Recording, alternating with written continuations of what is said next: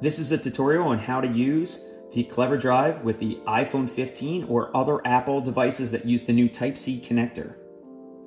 With the CleverDrive, simply insert the Type-C connector into the iPhone.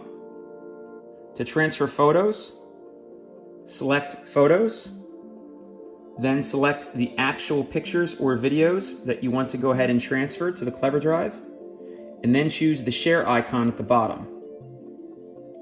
Scroll down to Save to Files, choose that, and you'll be able to save it right to the CleverDrive. Now, just to show you, if you go back with the Browse button at the top, there's different locations, right? iCloud Drive, on my iPhone, you don't want those. The CleverDrive is likely called Untitled because you haven't renamed the actual CleverDrive yet using a computer.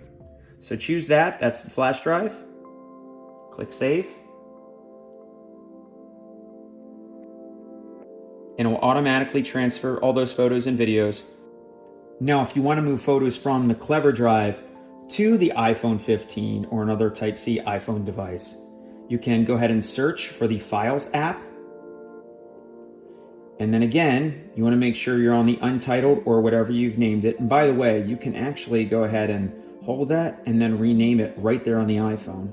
But let's go back to that Untitled flash drive. And let's say I want to go ahead and select 2 photos to move to my photos library on my actual phone. So I go ahead to the 3 dots at the top, select those 2 photos. We'll hit the share icon on the bottom left, save to images.